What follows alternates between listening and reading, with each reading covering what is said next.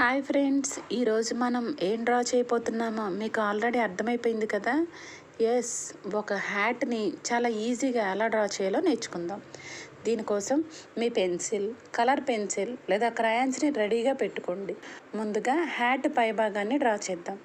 దీనికోసం ఒక slanting line draw చేయండి. ఇప్పుడు ఈ లైన్ని కంటిన్యూ చేస్తూ ఒక ప్యారలల్ లైన్ డ్రా చేయండి. ఈ ప్యారలల్ లైన్ని డౌన్ సైడ్కి కంటిన్యూ చేస్తూ ఒక కర్వ్ లైన్ డ్రా చేయండి.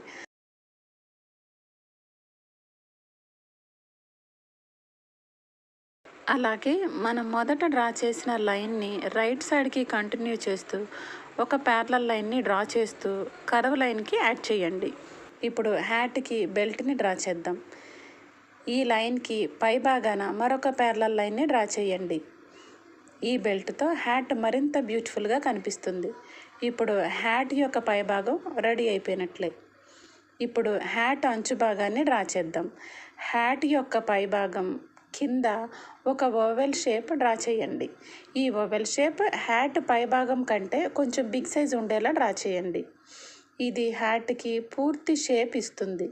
ఫైనల్లీ మన hat drawing ready అయిపోయినట్లే.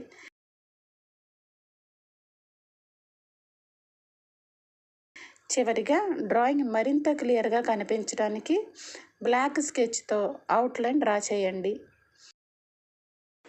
Hat బెల్ట్కి dark brown colour వేయండి. అలాగే మీరు డ్రాయింగ్లో స్మాల్ లైన్స్ డ్రా చేసి హ్యాట్కి ఫోల్డింగ్స్ ఉన్నట్లు చూపించవచ్చు. ఇలా చేయడం వల్ల మన హ్యాట్ మరింత రియల్గా కనిపిస్తుంది. హ్యాట్కి లైట్ బ్రౌన్ కలర్ వేయండి.